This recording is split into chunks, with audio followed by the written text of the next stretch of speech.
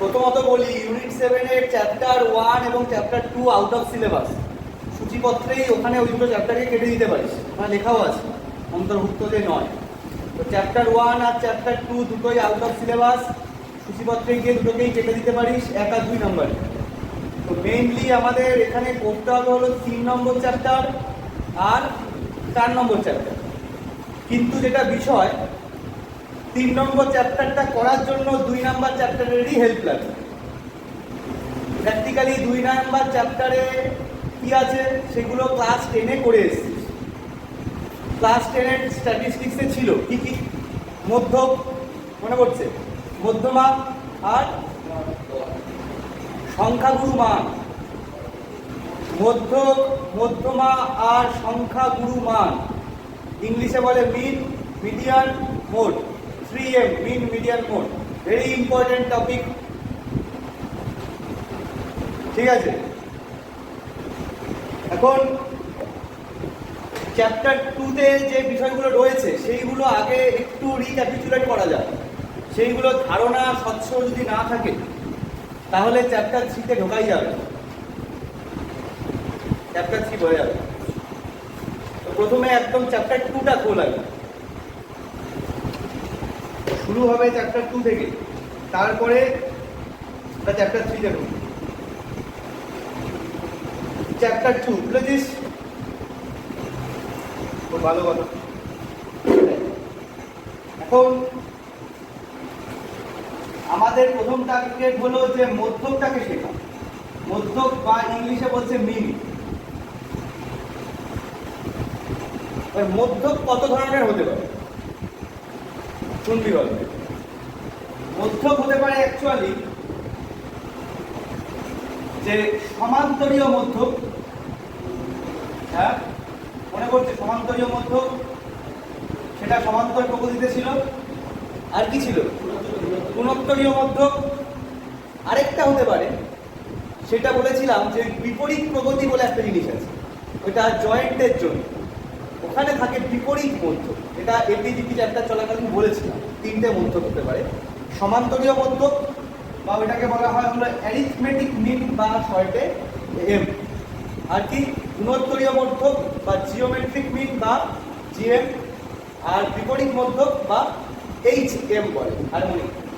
এখন বিষয়টা যেটা, এই যে জিএম মানে গুণোত্তরীয় মধ্যক আর এইচএম মানে হারমোনিক মিন বা বিপরীত মধ্যক, এই দুটো প্রপারলি কোনোভাবেই ক্লাস 9, 10, 11, 12-এর বিষয় নয়। বিষয়টা বলতে কি, হ্যাঁ এখন গুণোত্তর প্রগতিতে জিএম বের করছি, সে দুটো জিনিসের উপর বেস করে, ঠিক আছে, কিন্তু অনেক সংখ্যার গুণোত্তরীয় মধ্যক করে বের হয়, সেটা পুরো ডিফারেন্ট বিষয়, ঠিক আছে? তো এই পার্টটা পুরোটাই হোক। তো আমাদের অ্যাকচুয়ালি ফোকাসের জায়গা কোনটা? এই জায়গাটা। মানে আমরা মধ্যক বলতেও কি বুঝবো? এইটাকেই বুঝি, নর্মালি এএমকেই বুঝবো। মানে ক্লাস 10-এও যেটা করে এসেছিস অ্যাকচুয়ালি এইটাই করেছিস। অতটা রকমের ভাগ করে শিখিস নি, সমান্তরীয়, গুণোত্তরীয়। তো প্র্যাকটিক্যালি মধ্যক বলতে অ্যাকচুয়ালি আমরা এইটার উপরে বেশ করে কাজ করেছি, ঠিক আছে? তো এইবার এই যে মধ্যক, এই মধ্যকটার এখন বলতে কি বুঝি? মধ্যকটা কি হয় না মাথায়? মধ্যক বলতে কি বুঝি? না প্র্যাকটিক্যালি জিজ্ঞেস করছি। হ্যাঁ, মাঝখানে যাওয়া অবস্থান। হ্যাঁ, এটা এটা প্রায় ঠিক, মানে প্রপার ঠিক। প্রায় ঠিক বলতে কি, মানে অ্যাকচুয়ালি স্ট্যাটিস্টিক্সে পুরো মাঝখানে যার অবস্থান তাকে অ্যাকচুয়ালি মধ্যমা বলে। মধ্যক বলতে সেটাও জানিস ছোটবেলার হিসাবে, একটু ওটা মাঝখানে অবস্থান হিসাবে না ভেবে একটু অন্যভাবে যদি ভাবা যায়। গড় করেছি ছোটবেলায়, গড় তো করেছি। গড় বলতে কি বুঝি? 10 জনের যদি বয়স দেওয়া থাকে তাহলে কি করি? বয়সগুলো যোগ করে 10 দিয়ে ভাগ করি। যত জনের বয়স দেওয়া আছে তাদেরকে টোটাল যোগ করে দিই, তাকে কত জনকে দিয়ে ভাগ করি। মূল বিষয় ওইটা। অ্যাকচুয়ালি গড়কেই মধ্যক, এই জিনিসটা ক্লিয়ার রাখ, কি গড়কেই মধ্যক করে। তাহলে মধ্যক বলতে অ্যাকচুয়ালি কি শিখবো? বা গড়, অ্যাকচুয়ালি আমরা গড় শিখবো, এটা ভাব ক্লিয়ার। মানে এই যে গড়, এটা সিম্পল গড় হতে পারে যে আমরা কি ওই যে যোগ করে 10 দিয়ে ভাগ করে দিলাম, হতে পারে। আরেকটা কি হতে পারে, ভাব এরকম 10 জনের, মানে 10 বছর বয়স আছে 5 জনের, বুঝলি কথা? 12 বছর বয়স আছে 3 জনের, ঠিক আছে, আর 14 বছর বয়স আছে 2 জনের। এদের বয়সের গড় চাই, কিভাবে বের করবো বলে?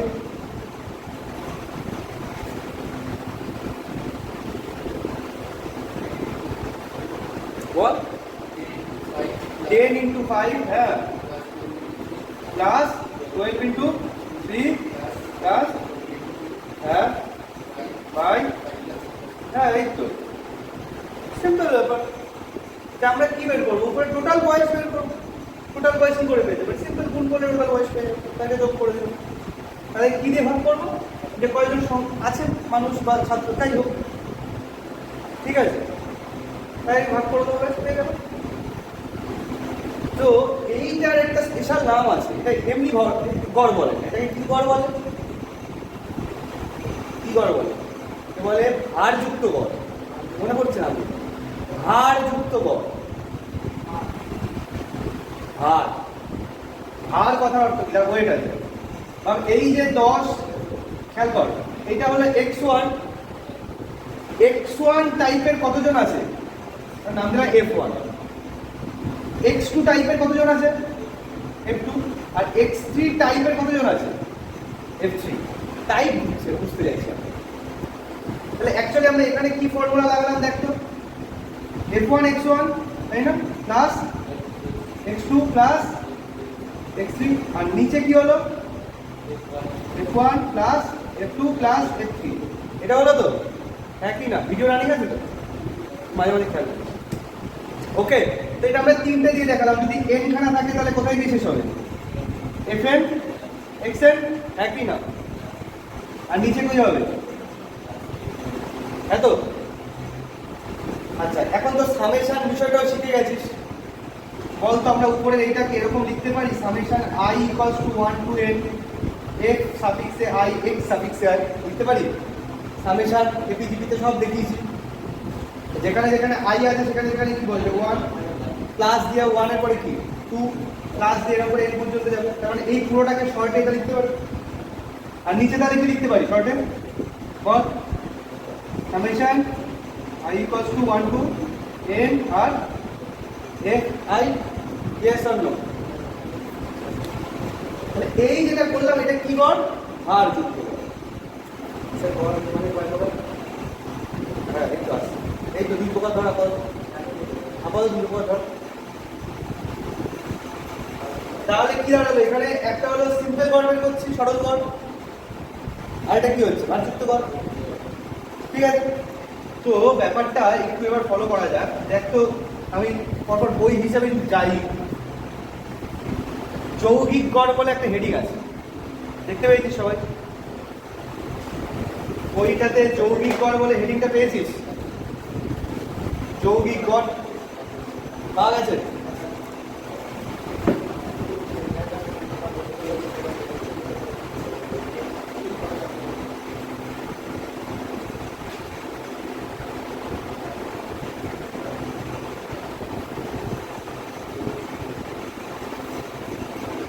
ঠিক আছে, এখন দেখ যৌগিক গড়কে, মানে এই যে যৌগিক গড় বলতে কি, এই যে এইটা এটা বের করছে এটা যৌগিক গড়। এই জিনিসটাই, এই সমান্তরাল মধ্যক বা গড়, এই যৌগিক গড়। তাহলে এইটার কি কি ভাগ পেলাম? দেখ তো ওখানে কি ভাগ লিখছে। একটা লিখছে হলো সরল যৌগিক গড়, আর এটা কি হচ্ছে? বল, হার যুক্ত যৌগিক গড়, yes or no? সরল যৌগিক গড় আর ভারযুক্ত যৌগিক গড় পাওয়া গেল।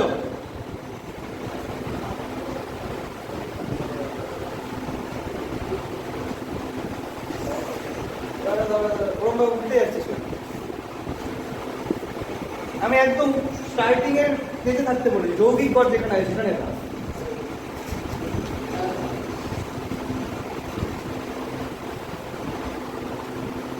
যৌগিক গড়ে ওখানে থাক, অবজার্ভ কর। ঠিক আছে, তাহলে কি পেলাম? সরল যৌগিক গড় আর ভারযুক্ত যৌগিক গড় একটু আলোচনা করলাম। এখন এই যে যৌগিক গড়, এইটাকে আবার কতগুলো পদ্ধতিতে নির্ণয় করা যায়। কি কি পদ্ধতি হতে পারে বল? দেখ ওখানে লিখেছে একটা হলো সরল পদ্ধতি না প্রত্যক্ষ পদ্ধতি, দেখতে পাচ্ছিস? প্রত্যক্ষ পদ্ধতি বা সরল পদ্ধতি, প্রত্যক্ষ পদ্ধতি। আর এটা কি হতে পারে? সংক্ষিপ্ত পদ্ধতি বা শর্টকাট মেথড। মনে পড়ছে? হ্যাঁ, তাহলে ঘাতযুক্ত যৌগিককরণ নির্ণয়ে দুটো পদ্ধতি থাকবে। শুধু দুটো পদ্ধতি না, ওইটা নির্ণয়ের তিনটে পদ্ধতি আছে। কি কি পদ্ধতি? আচ্ছা দেখ ভালো করে খেয়াল। এটাকে আমি একটা কাজ করি, এটা একটা নাম্বারিং করি। এটা নাম্বারিং করলাম, এটা 1 অলরেডি। দেখ এখানে 2 আর 3 কে কেটে দিয়েছি। 2 কি ছিল? জিএম। আর এটা কি ছিল? এইচএম, কেটে দিয়েছি। আউট অফ টপিক, আমাদের আলোচনার বিষয় এটা। আমরা আলোচনাটাকে এইদিকে 1 নম্বরের উপর বেস করে নিয়ে যাচ্ছি। এখানে নাম দিয়ে দিলাম স্মল এ, এখানে নাম দিয়ে দিলাম স্মল বি, এটা নাম দিয়ে দিলাম রোমান 1, এটা রোমান 2। আর যুক্তেরও তাহলে কি আছে? আর যুক্তের আর যুক্তটাকে আমরা করতে পারবো রোমান 1 দিয়ে, মানে প্রত্যক্ষ দিয়ে, রোমান 2 দিয়ে, মানে সংক্ষিপ্ত দিয়ে। আরেকটা নাম আছে, সেটা হলো 3 নাম্বার, হ্যাঁ, ভাব বিচ্যুতি পদ্ধতি। মনে পড়ছে নামটা? ভাব বিচ্যুতি পদ্ধতি। যারা পড়েছিস নামটা মনে পড়া উচিত। ওকে, এখন কোন ক্ষেত্রে আমরা কি করি? শর্ট ওভারভিউ নেওয়া যায়। উদাহরণ 1, 7, 9, 4, 6, 5 সংখ্যাগুলির যৌগিক গড় নির্ণয় করো। সিম্পল, যে যোগ করে এন দিয়ে ভাগ। সেটা কি হলো? সরল যৌগিকের কোনটা করলাম? প্রত্যক্ষ করলাম। সরল যৌগিকের প্রত্যক্ষ করলাম। তাহলে এটা সূত্রটা কি শিখলাম? Summation of xi divided by n। ঠিক আছে, ক্লিয়ার? আচ্ছা, সংক্ষিপ্ত কি? দেখ উদাহরণ 2। উদাহরণ 2 তো সেই ডিসকাশন নেই। উদাহরণ 2 তে কি আছে? 8 জন ছাত্রের 30 কেজি, 32, 35 এগুলো সব আছে। সিম্পল করবো কি? তাকে যোগ করে 8 দিয়ে ভাগ। এটা কোনটা দিয়ে করেছে? প্রত্যক্ষ দিয়ে করেছে। এখনো কিন্তু এটা সংক্ষিপ্ত অ্যাপ্লাই হয়নি। সংক্ষিপ্ত মেথডটা কি শিখবো এখন। সেটার জন্য উদাহরণ 4 চলে যায়। উদাহরণ 4 চলে যায়।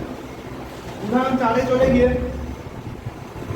ওখানে দেখ করছিস উদাহরণ 4, কুইক কর, বেশ কিছু কথা বলা যায়। উদাহরণ 4, দুটো কলাম গেছে, দুটো কলাম দেখা যাচ্ছে। ফার্স্ট কলামে কি আছে? xi বা ছাত্রের ওজন। আর সেকেন্ড কলামে কি দিচ্ছে? বিচ্যুতি। লিখেছে কি? ডিআই লিখেছে, দেখতে পাচ্ছিস? What is DI? ব্র্যাকেটে দেখ লিখে দিয়েছে, ব্র্যাকেটে বা ইকুয়াল দিয়ে লিখেছে ডিআই এর পাশে যে xi মাইনাস a। এবার জানার বিষয় হোয়াট ইজ a। xi তো বুঝে গেলাম, ফার্স্ট কলামের সব ভ্যালুগুলো বা ডেটাগুলোকে xi বলছে। দেখছিস তো? এটা কি? ক্যাপিটাল এটা কি? কাল্পনিক গড়। মনে পড়ছে শব্দটা? ক্যাপিটাল এটা হলো কাল্পনিক গড়।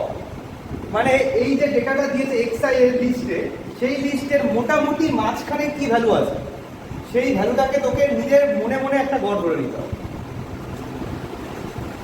দেখ স্টার্টিং হচ্ছে 20 থেকে এন্ডিং হচ্ছে 41। মোটামুটি 20 আর 41 এর মাঝামাঝি ভ্যালু কি? 30 বা 31 এসব কিছু হতে পারে।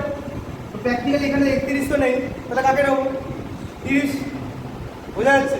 তাহলে এইটা হলো আমাদের ক্যাপিটাল এ এর মান। মানে ক্যাপিটাল এটাকে কি করা হচ্ছে? প্রতিটা xi থেকে বিয়োগ করা হচ্ছে। যেমন দেখ প্রথম xi তে কি 20 আছে, 20 থেকে কি 30 বিয়োগ করা হয়েছে, কত হয়? -10। এরকম দেখ 25 থেকে 30 বিয়োগ হচ্ছে -5, এরকম করে সব হয়েছে সেকেন্ড কালাম। তারপরে সেইটাকে কি টোটালটাকে যোগ করেছে। খেয়াল করুন, টোটালটা কি করেছে? যোগ করেছে। সেই টোটাল যোগফলটাকে কি বলা হয়? Summation of DI. দেখা যাচ্ছে? এইবার এইটাকে কি করা হচ্ছে? n দিয়ে ভাগ করা হচ্ছে। n ফর কি? n ফর কি? সংখ্যা বলতে কোন সংখ্যাটাকে বোঝায়? টোটাল যত জন আছে। n বলতে কি? টোটাল যত জন আছে। এখানে কত জনের লিস্ট? কত? 8 জনের লিস্ট। তাহলে এর ভ্যালু কত? 8। তাহলে এই পদ্ধতিতে সূত্রটা কি বলছে? দেখ এই পদ্ধতিতে সূত্রটা বলছে capital A plus summation DI by n। তাহলে আমরা কি করব? একটা কাল্পনিক গড় ধরে নেব, সেইটাকে প্রতিটা xi থেকে বিয়োগ করব। তাহলে কি বিচ্যুতির লিস্ট পাবো ডিআই। আগে টোটাল ধরে যোগ করবো, তাহলে কি এন দিয়ে ভাগ করে দেবো, তাহলে এটা মাঝে আগে এর সাথে যোগ করে দেবো, এটা একটু সংক্ষিপ্ত করবো। ঠিক আছে, ওকে বেশ। তাহলে নেক্সট স্টেপে যাওয়া যাক। হ্যাঁ তাহলে আচ্ছা কোনটা কোনটা হয়ে গেল, তাহলে এটা মিটে গেল, এটা মিটে গেল, ইয়েস আর নট। এবার এই দিকটা আসছে হারযুক্ত যৌগিক গড়ের এক, হারযুক্ত যৌগিক গড়ের এক আমি অ্যাকচুয়ালি বলে দিলাম না, নিজেরাই উত্তর দিন, ওই যে বয়েস দিয়ে এটা করলাম। তাহলে এইটার সূত্র কি, এই যে summation of F I X I by summation of F I, হলো না এটা, তাই তো? দেখ সেটা উদাহরণ 5-এ একবার করে দিয়েছে, উদাহরণ 5-এ ওরকম টাইপের একটা জিনিস আছে। দেখ 1 কতবার আসছে, 7 বার। তারপরে 2 কতবার আসছে, 11 বার। তাহলে 1 যদি 7 বার আসে, তাহলে তারা থার্ড কলাম বানিয়েছে। থার্ড কলামটা কি লিখেছে, দেখ এফএক্স, থার্ড কলামটা দেখছিস সবাই উদাহরণ 5-এ, ওখানে দেখ এফএক্স লিখেছে, যেটাকে আমি এফআই এক্সআই লিখেছি। 1 ইন্টু 7 বের করেছে, 2 ইন্টু 11 বের করেছে, এরকম করে বের করে টোটালটাকে ওখানে যোগ করেছে, পাওয়া গেছে। টোটালটা যোগ করে 540 পালাম। 540-কে কি দিয়ে ভাগ হচ্ছে, ক্যাপিটাল এ। এই যে যেটাকে সামেশন এফআই লিখছি, এটাকে আরেকটা নাম বলে ডাকা হয় কি, capital A. Total number, total কতজন ছাত্র আছে। এখানে একটা বিষয় খুব ভালো করে বুঝবি, এক্সআই কোনগুলো হয় আর এফআই কোনগুলো হয়।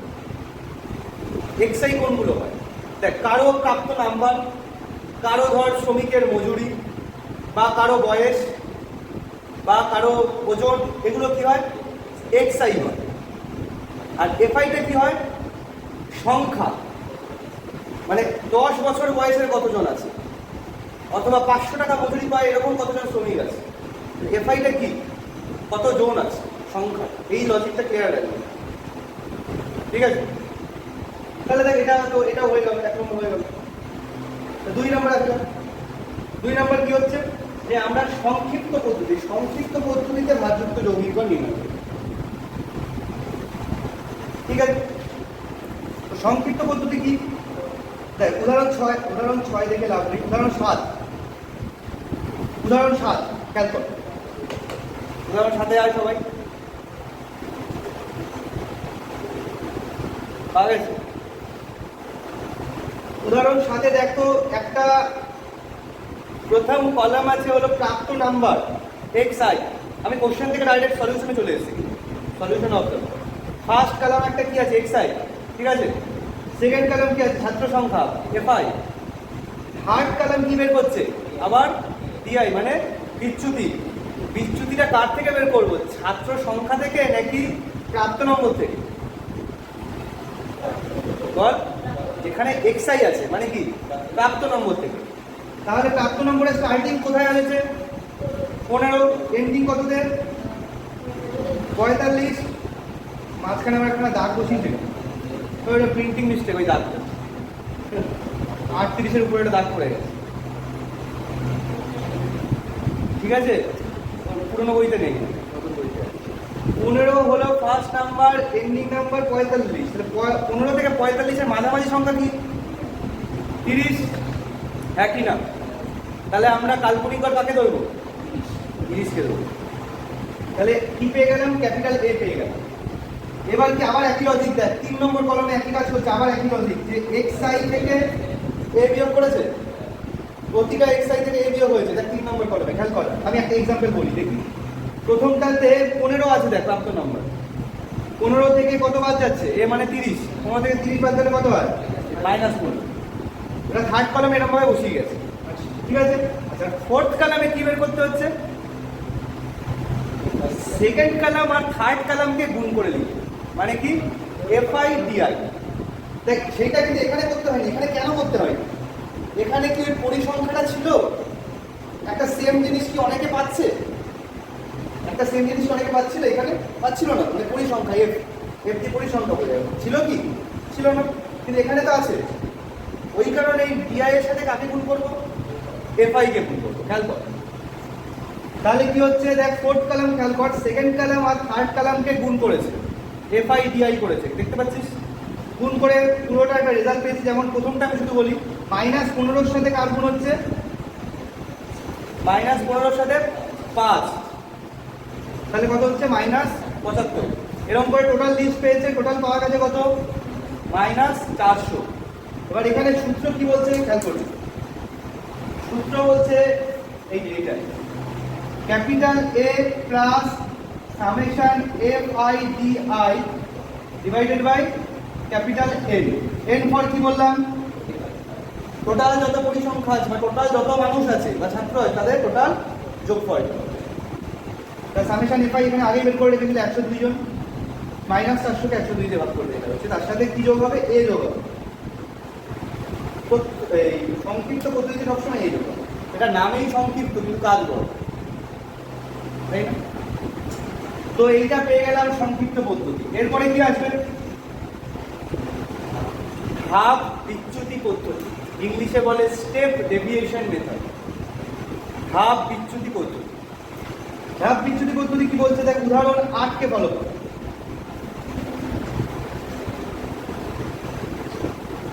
এখানে দেখ শুধু ডিআই বের করে কাজ শেষ হচ্ছে না, শুধু ডিআই বের করে কাজ শেষ হচ্ছে না, কি হচ্ছে এখানে,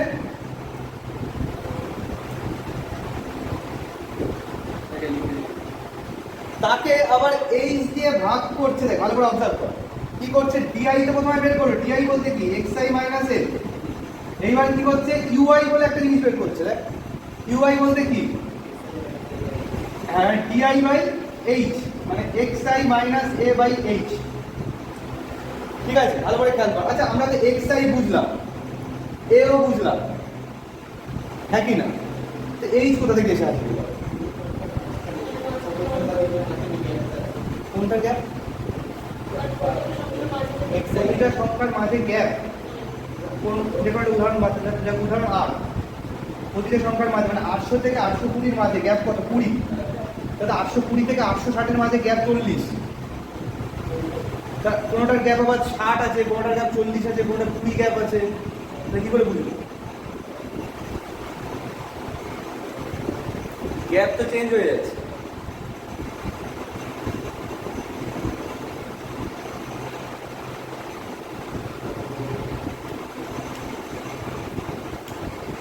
ক্যালকুলেট বল,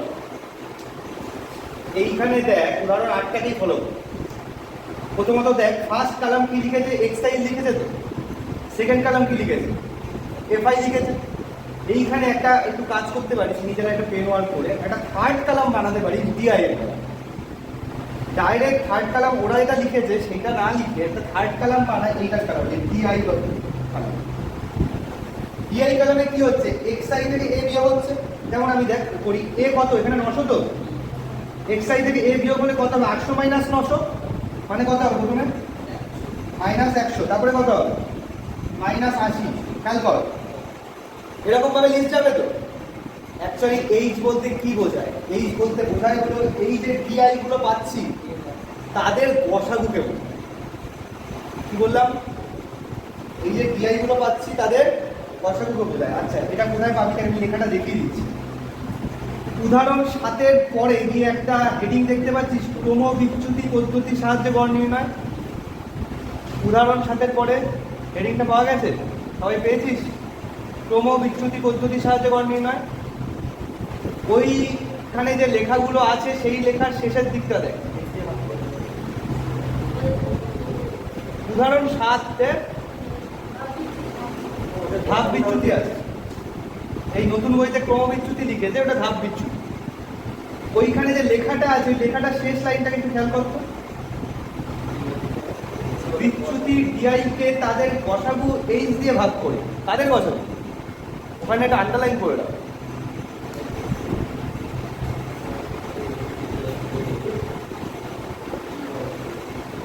কাদের গসাগু, এইচটা কাদের গসাগু দাঁড়াবে, তাহলে যতগুলো ডিআই পেলাম -100 -80 এরকম দিতে থাকবো। ওই কারণে বললাম একটা 3 নম্বর কলাম এটা বানিয়ে ফেলি, তাহলে নিজেদের দেখতে সুবিধা হবে। ওরা বানায়নি কি, ডাইরেক্ট করেছে, তোরা বানাবি 3 নম্বর কলাম ডিআই এর কলাম, তাহলে দেখতে পাবি যে কি কি সংখ্যা আছে, তাহলে ডেটা কি আছে। তাহলে এবার এদের কি বের করবো, গসাগু বের করবো। গসাগু বের করা যাবে তো, মানে এমন একটা সংখ্যা যা দিয়ে কি সবাই ভাগ যাবে। তাই তো? এমন একটা সংখ্যা যা দিয়ে সবাই ভাবছে সেটা হলো আমাদের গসাগু। তো সেই গসাগুটা বের করে এবার কি করবো, ডিআইকে কি এইচে ভাগ করবো। এবার দেখ ওরা যে 3 নম্বর কালামটা লিখেছে সেটা পাওয়া যাবে। দেখ xi minus a by H, দেখ কত হচ্ছে xi মাইনাস 900 বাই 20, কারণ ওটা 20 গসাগু পাচ্ছে। তাহলে কি হবে, মাইনাস 100 কে 20 দিয়ে ভাগ করলে কত হচ্ছে, মাইনাস 5। দেখ ইউআই এর থার্ড কালামটা দেখ, মাইনাস 5 মাইনাস 4 মাইনাস 2 পাওয়া গেছে। এইবার এই ইউআই এর সাথে কার গুণ হবে, এফআই। এইটা লজিক্যালি মাথায় রাখ, নতুন যেটাই পাবো সেটাই এফআই এর সাথে গুণ। ভালো করে খেয়াল করে, প্রথম পদ্ধতিতে কি হয়েছে, এফআই এর গুণ এক্সআই এর সাথে হয়েছে, দ্বিতীয়টাতে কি হলো, ডিআই এর সাথে হলো, আর 3 নম্বরে কি হবে, কার সাথে গুণ হবে, ইউআই এর সাথে গুণ হবে। আমি কিন্তু সবাই রিপ্লাই করছি, সবাই রিপ্লাই করতে, আমি কোশ্চেন করবো 1 by 1। Is it clear or not? Summation fi ui by summation fi, ঠিক আছে? এবার সূত্রটা বলছে এটার সাথে একটা h গুণ হবে, এটা লজিক। হ্যাঁ হ্যাঁ হ্যাঁ গুণ হবে দশমিক। এইটা লজিক রাখতে পারি যে ui বের করার সময় h দিয়ে ভাগ করছিলাম, ভাগ করেছি একবার, ধরে নিয়ে এরকম একটা মেকআপ করা হচ্ছে, অলরেডি একবার ভাগ হয়েছে, সেটাই গুণ করে প্লাস কি হবে একটা লজিক একই, লজিক কিন্তু একই স্টাইলে করছে। এখানে এফআই এক্সআই বাই এন হয়ে গেল, এখানে কি হয়ে গেল, এফআই ডিআই বাই এন তার সাথে এন হল, এখানে আবার ডিআই কে এইচ দিয়ে ভাগ করে ইউআই পেয়েছে, এফআই ইউআই বাই এন তার সাথে এইচ গুণ হলো, পুরোটার সাথে এন হচ্ছে, ঠিক আছে? তো দেখ এইভাবেও বের করা যাচ্ছে। এবার তো সব ডেটা বসে গেল, এবার তো আবার কি করার। আচ্ছা এখন দেখ এটা তো হলো, তাহলে 3 নম্বরটা হয়ে গেল।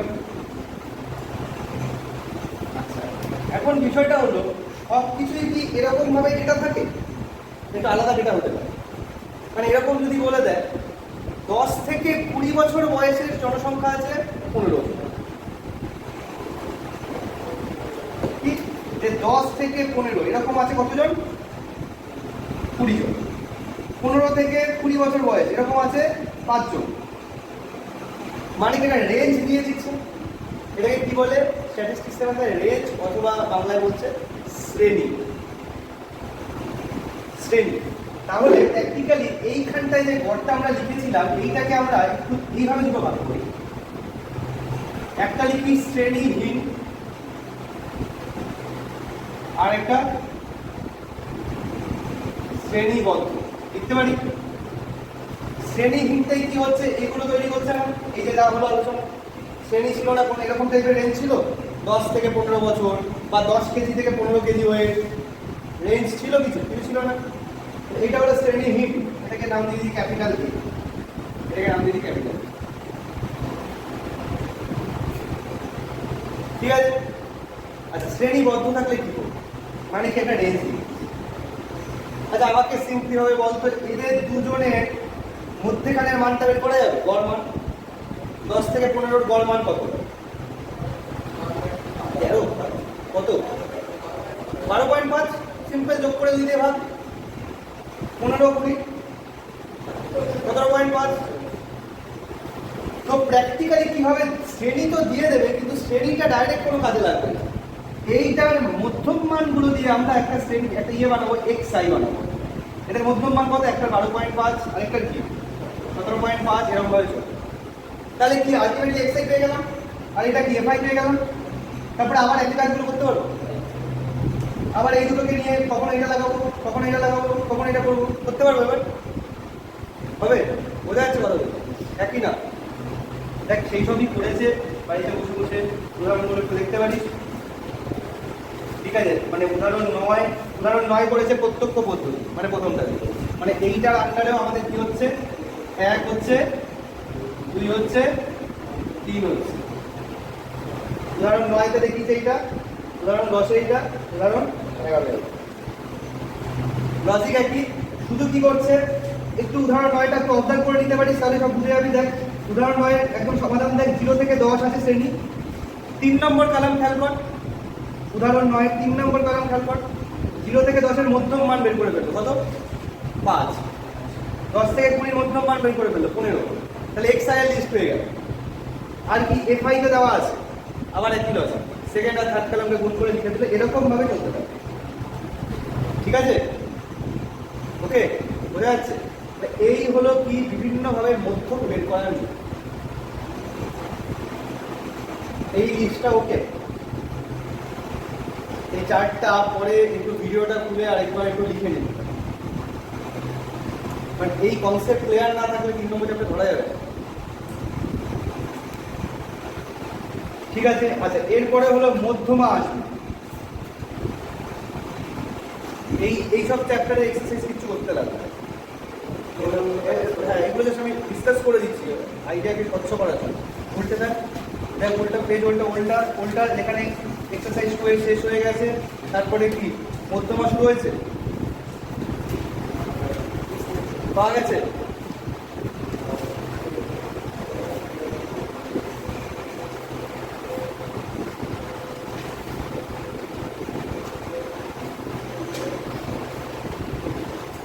বুঝলাম, ভিডিওটা রানিং আছে তো? এইটা আমরা মধ্যক শেষ করলাম। মধ্যমা কি বলছে? মধ্যমাটা হলো একদম শুরুতেই যে কোশ্চেনটার অ্যান্সারটা দিয়েছি, ঠিক মাঝখানে জিনিসটা। মানে কি, তাহলে 5খানা জিনিস আছে, ঠিক মাঝখানে কোনটা আছে? 3 নম্বরটা। তাহলে এই 5টা জিনিসের মধ্যমা কি? 3 নম্বর। ঠিক আছে, তো অ্যাকচুয়ালি এটাই হলো মধ্যমা। এবার দেখ মধ্যমা সবাই বলে দিস মধ্যমা। দেখ তো ওখানে দুটো ভাগ করছে, একটা শ্রেণীবদ্ধ নয়, ওখানে একই লজিক, শ্রেণীহীন, আরেকটা কি শ্রেণীবদ্ধ। একটা শ্রেণী নেই, আরেকটা শ্রেণী আছে। আচ্ছা, শ্রেণীহীনেও আবার কি হচ্ছে দেখ,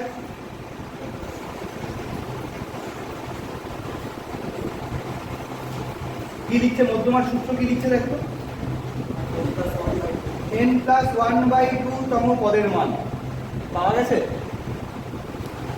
ওই পেয়েছিস কিনা বল। মধ্যমাটা খুলেছি কোন চ্যাপ্টারে পড়ছিস?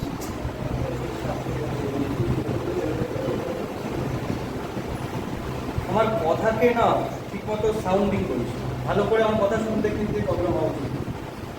আমার কথাকে সাউন্ডিং কর, কি বলছি পরপর স্টেপ ওয়াইজ শোন। অঙ্ক কিন্তু যথেষ্টই ধৈর্যশীলতার ব্যাপার আর মাথা ঠান্ডা রাখার বিষয়, আর ধনির মতো মাথা ঠান্ডা রাখা।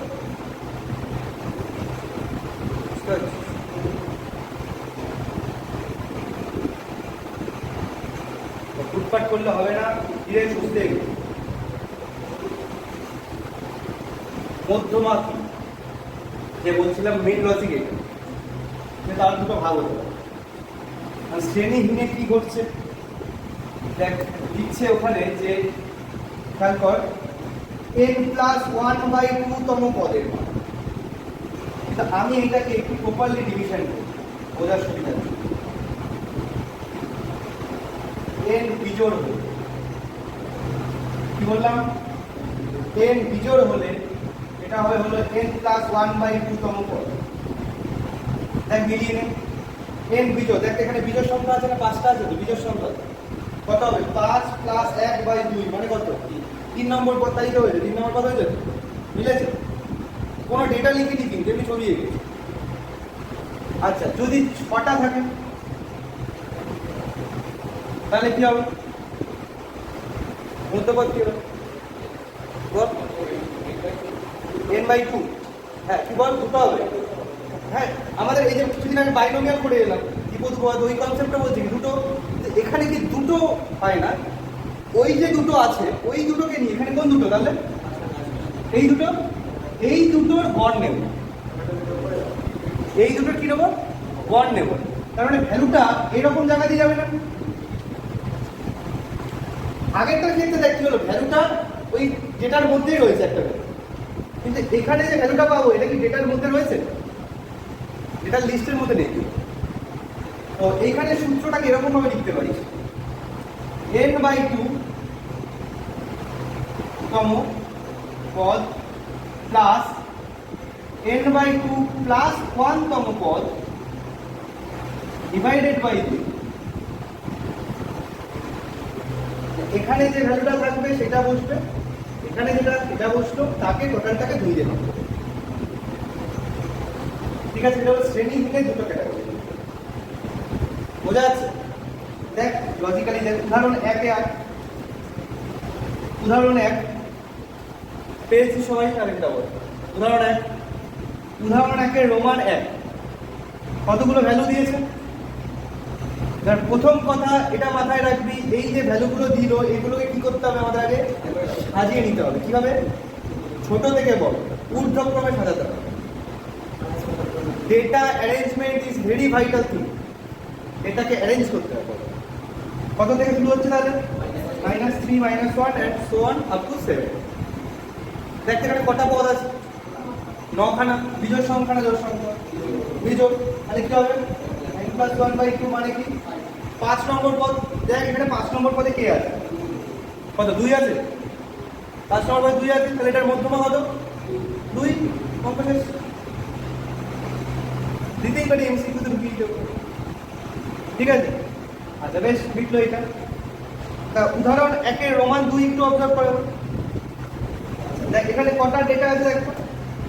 এটাকে একটু প্রথমে সাজিয়ে নিলাম, 32, 33 এরকম করে আপ টু 94 পর্যন্ত ডেটা কটা আছে? 1 2 3 4 5 6 7 8টা। তাহলে এটা কি হচ্ছে? জোড় সংখ্যা। আর এখানটায় যখন n যখন জোড় তখন এটা কি জোড় সংখ্যা। তাহলে সূত্র কি? 8/2 তম পদ মানে কি 4 নম্বর পদ, প্লাস 4 + 8 মানে কি 5 নম্বর পদ। 4 নম্বর পদে কে আছে? কত আছে? 68। আর 5 নম্বর পদে 70। তাহলে তাদের দুজনের গড় 68 + 70/2 মানে কত? 69, 69। দেখ তো 69 কি ডেটাতে আছে কোথাও? নেই, কিন্তু এটা বলবো মানে এটার কোনো মানে নেই যে মধ্যমা সবসময় ডেটাতে থাকবেই। আউট অফ দ্য লিস্টও তো হতে পারে। ক্লিয়ার? বেশ, মিটলো। আচ্ছা, এইবার আসি উদাহরণ 2 তে আসি। উদাহরণ 2টা কি আমাদের অ্যাকচুয়ালি এটা কি শ্রেণীবদ্ধ না শ্রেণীহীন বল? বুঝতে বল। শ্রেণীহীনই আছে, লিস্ট হয়েছে, কিন্তু শ্রেণীবদ্ধ মানে কি? তার একটা কি থাকে? রেঞ্জ থাকে, এত থেকে এত, এত থেকে এত। এটাও কিন্তু কি শ্রেণীহীনই আছে, কিন্তু কি সঙ্গে শুধু ফ্রিকোয়েন্সি যুক্ত হয়ে গেছে, পরিসংখ্যা যুক্ত হয়ে গেছে। তাতে কিছু হেরফের হবে না। দেখ কি ব্যাপারটা হচ্ছে, ভালো করে বুঝে নিন। এই ধরনের জিনিসগুলো কিভাবে করবো? সমাধানে চলে আসি ডাইরেক্ট। প্রথম কলামে x লেখা হয়েছে, সেকেন্ড কলামে পরিসংখ্যা লেখা হয়েছে, থার্ড কলামে একটা তৈরি হয়েছে যেটা লেখা হয়েছে ক্রমযৌগিক পরিসংখ্যা। মনে পড়ছে শব্দটা? ক্রমযৌগিক পরিসংখ্যা। এটা কি করে বের করে? প্লাস করে করবে। দেখ পরিসংখ্যা কি কি আছে দেখ তো, 4 7 12 6 2 এরকম ভাবে আছে। খেয়াল করবি, প্রথমটার ক্রমযৌগিক পরিসংখ্যা কি হবে? 4ই হবে। দ্বিতীয়টার কি হবে? এই দেখ 4 এর সাথে পরেরটা যোগ হয়ে তারপরে বসবে, মানে কত? 11। তারপরটা 11 এর সাথে 12 যোগ হয়ে বসবে 23, এন্ড সো অন চলতে থাকবে। তো খেয়াল করবি এখানে টোটাল পরিসংখ্যার যোগফল আর শেষ ক্রমযৌগিক পরিসংখ্যার ভ্যালুটা কি হবে? সমান। এটা হতে বাধ্য, টোটালটার যোগফল আর এই শেষেরটা, না হলে তো নিশ্চয়ই যোগে ভুল হয়েছে।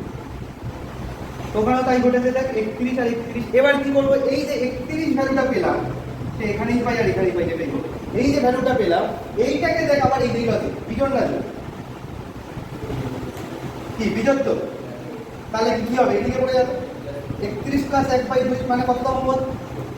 16। আচ্ছা এখানে 16তম পদ কোনো আছে লিস্টে?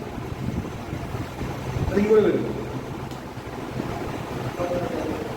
তাহলে কি করে করবো?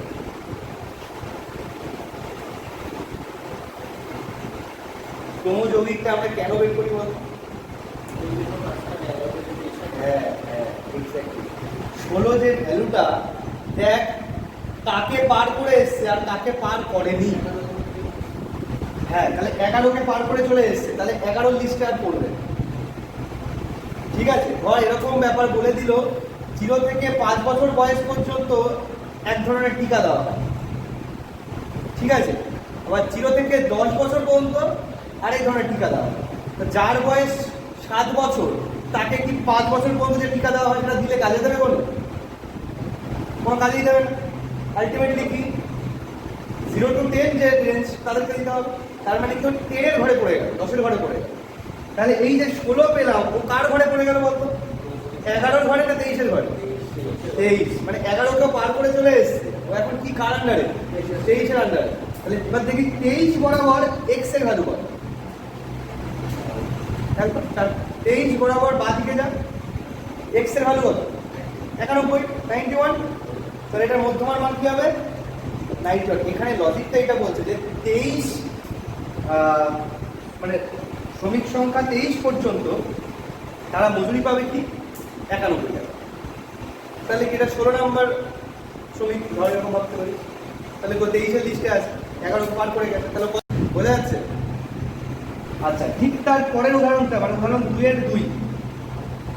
এখানেও একই লজিকে একই কাজ হয়েছে, কিন্তু লাস্টে গিয়ে দেখ 54 পেয়েছি। 2-এর 2 বলছি, 2-এর মানে 54 কি সংখ্যা? জোর। তাহলে কি হবে? 54/2তম পদ প্লাস 54/2 প্লাস 1 মানে কি 27তম প্লাস 28তম পদ। খেয়াল করো, বাই 2। এবার দেখি 27তম ক্রমযৌগিকে আছে তো লিস্টে? 27 আছে। 27 বরাবর ভ্যালু কত? 124। তাহলে 27তম পদ কত বসবে? 124 প্লাস 28 তো 27কে পার করে গেল। ও কার আন্ডারে পড়বে? 39-এর আন্ডারে। তাহলে কত বসবে? 127 বসবে। তাহলে 124 প্লাস 127 বাই। বোঝা যাচ্ছে? ক্লিয়ার? এই হলো আমাদের কোন পদ্ধতিতে? শ্রেণীহীন পদ্ধতিতে। এইবার আমাদের দেখতে হবে শ্রেণীবদ্ধ আমরা করে দেবো। শ্রেণীবদ্ধতে আমরা কি করি? ভিডিওটা কিন্তু খুব ভালো করে আবার দেখি, ভালো করে বাড়িতে দেখি। শ্রেণীবদ্ধতে কি করি? দেখ, উদাহরণ 3-এ ডিসকাস করছি এবং তার সূত্রটা লিখে দিয়ে দেখ, একদম শুরুতে লিখে দিয়েছিল। সূত্রটা বলছে যে শ্রেণীবদ্ধে L1 plus n/2 minus c by f into h। সূত্রটা পেয়েছিস? সূত্রটা অনেক জায়গাতেই লেখা আছে, একদম স্টার্টিংয়ে লেখা আছে যেখানে মধ্যমা শুরু হয়েছে, ঠিক আছে? এখন আমাদের জানতে হবে L1 কি, n c f h, total 5খানা জিনিস আছে, কোনটা কি শুধু জেনে গেলে বা বুঝে গেলে অঙ্ক শেষ। তো ওরা এখানে লিখে দিয়েছে কোনটা কি, কিন্তু সেটা কোনোভাবে বুঝতে গেলে মুশকিল হবে। ডাইরেক্ট উদাহরণে চলে। উদাহরণ 3 কি বলছে দেখ ভালো করে, লিস্ট খেয়াল কর। 36 থেকে 40 কতজন আছে? 14 জন। 41 থেকে 45, 46 থেকে 50, 40 অ্যান্ড সো অন, গেছে। তো যখনই এরকম আমরা পেলাম, মধ্যমা মানেই সবসময় মনে রাখবি কি বের করতে হবে? যদি পরিসংখ্যা দেওয়া থাকে তাহলে তুই কি বের করবি? ক্রমযৌগিক পরিসংখ্যা। এটাকে ভালো করে মাথায় গিট বেঁধে নি। কি বললাম? যদি পরিসংখ্যা দেওয়া থাকে, সেটা শ্রেণীহীন হোক অথবা শ্রেণীবদ্ধ হোক, যেটাই হোক, পরিসংখ্যা দেওয়া থাকলে তোকে কি বের করতে হবে? ক্রমযৌগিক পরিসংখ্যা বের করতেই হবে, নাহলে অঙ্ক হবে না। তাহলে দেখ, ক্রমযৌগিক পরিসংখ্যা বের করেছে, যে লজিকে বের করতে বলেছি সেভাবেই বের করেছে, বেরিয়ে গেল। এবার দেখ কত বেরিয়েছে, টোটাল পরিসংখ্যার যোগফল কত? কত? 245। আচ্ছা, 245 যে পেলাম, এবার এখানে আর জোড় বিজোড় হিসাব করবো না, জোড় বিজোড় কিচ্ছু হিসাব করতে হবে। এখানে কি করবি? 245কে 2 দিয়ে ভাগ করে কত হয়? 122.5। এখন দেখ 122.5 যেটা, সেইটা ক্রমযৌগিক পরিসংখ্যার ওই লিস্টটা খেয়াল কর, থার্ড কলাম। দেখ কাকে পার করে ফেলেছে? 122.5 80কে পার করে ফেলেছে বলতে পারি, কিন্তু 133কে কি করেছে? করেনি। একটা কাজ কর, একটু নিজেরাও একটু ওয়ার্ক কর, আমাকে একটা পেন দে। 133কে একটা সার আউট কর, একটা গোল করে দেবে। ওই যে 133কে একটা গোল করে দেবে। আচ্ছা, আমি এখান থেকে দেখাই দিচ্ছি। এই যে 133 যেখানে আছে সেইটাকে এরকম ভাবে একটা গোল করে দেবে। 133 ওইটি করে নে। ঠিক আছে, এবার 133 বরাবর উপরের দিকে একটা অ্যারো দে ছোট করে, এই যে এখানে 80 আছে, এটার দিকে অ্যারো মার, আর অ্যারো এই পেন দিয়ে দিচ্ছি আর অ্যারো কর এই লেফট সাইডের দিকে অ্যারো, লেফট সাইডের দিকে অ্যারো কর, বাঁ দিকের দিকে। এটা করার কারণটা কি এবার দেখ, তুই সব ভ্যালু পেয়ে 133 কে সার্কেল করলি, কি কি কারণে সার্কেল করলো, কারণটা কি ছিল? 122.5 কে পার করেনি, মানে এরকম ধরে নেবে ও কার আন্ডারে আছে, 133 আন্ডারে আছে, তাকে সার্কেল করে তার উপরে অ্যারো, উপরের অ্যারোটা কার ভ্যালু হবে? সি এর ভ্যালু। দেখ লিখেই দিচ্ছি, উপরের অ্যারোতে যে ভ্যালুটা পাবো মানে এর আগের ক্রমযৌগিক পরিসংখ্যানের মান, কি বলছি কথাটা, এর আগের ক্রমযৌগিক পরিসংখ্যানের মানটা কি হবে? সি এর ভ্যালু। তাহলে সি এর ভ্যালু কত? 80। এন এর ভ্যালু কত? ডাইরেক্ট পেয়ে গেছে 245, বসে গেল। তাহলে এখন বাকি L1 এফ আর এইচ। এবার আমি কি বললাম, লেফট সাইডে অ্যারো দিলাম, এবার অ্যারো বরাবর বাঁ দিকে আসতে থাক। ফার্স্টে কি পাচ্ছিস, সেকেন্ড কলামে এফ পাচ্ছিস 53, 53। তাহলে এফ এর ভ্যালু কত? 53। আচ্ছা, এইবার আরো অ্যারো, আরেকটা অ্যারো করে দিতে পারিস ওইখানে দিয়ে, হ্যাঁ ওই সাইডে, মানে এখান থেকে এফ তো পেলি, এবার এই দিকে একটা অ্যারো করে দে, মানে আরো এগোচ্ছিলাম, পেছন দিকে এগোচ্ছিলাম। ওখানে কি পাবো? L1। L1 বলতে কি বলছে দেখ, ফর্মুলার ওখানে লেখাটা দেখ, মধ্যমা শ্রেণীর নিম্ন শ্রেণী সীমানা। নিম্ন শ্রেণী সীমানা কাকে বলে ভালো করে বুঝে নে। 51 থেকে 55 যদি থাকে, এখানে স্টার্টিং মানে নিম্ন কোনটা? 51, ঊর্ধ্ব কোনটা?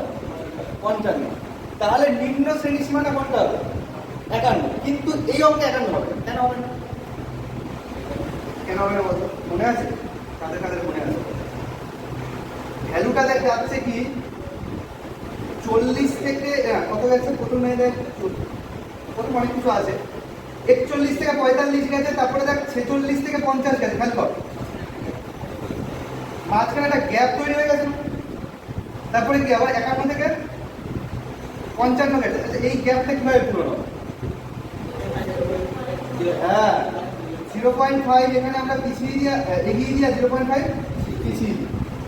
তাহলে এইখানে কত আছে? 45.5 আছে, আর এখানে কত আছে? 51 না 50? 50.5 আছে। তাহলে কি 51টাই পিছিয়ে গেল 50.5 এ, 55টা কোথায় চলে গেল? এটা চলে গেল 50.5 এ, আর এটা এগিয়ে গেল 55.5। তাহলে L1 এর মান কি দাঁড়ালো? 50.5। এটা কি সবসময় করবো? না না, কখন করবো? যখন এরকম গ্যাপ থাকবে।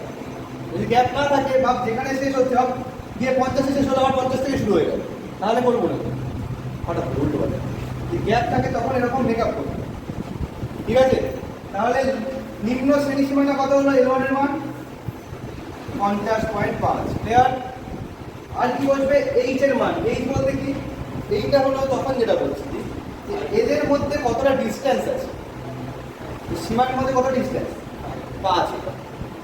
তাহলে এখানে কি বলবে? 5। এইবার এইটা কারো ডাউট হতে পারে যে এক একটা শ্রেণী সীমানা তো এক এক রকম হতে পারে, কারো 5 গ্যাপ, কারো 10 গ্যাপ। আমরা সবারটা খেয়াল করবো না, ওই যে অ্যারো দিলাম না, এক্স্যাক্টলি ওই অ্যারো বরাবর যে রেঞ্জটা আছে, যে শ্রেণীটা আছে, শুধু তাদের গ্যাপটা বোঝা যাচ্ছে কথা। সবার গ্যাপ খেয়াল করা আমার দরকার, শুধুমাত্র ওই অ্যারো অনুযায়ী কাজ হবে। অ্যারোর উপরেরটা সি বসবে, ঠিক আছে, এন বসবে টোটাল ভ্যালুটা, আর অ্যারোর বাঁ দিক যেতে যেতে সব পরপর পেতে থাকবে। প্রথমে এফ পাবো, L1 পাবো, আর গ্যাপটা এইচ বসিয়ে দেবো, আলটিমেটলি তোমার মান চলে আসবে। বোঝা গেল? ক্লিয়ার?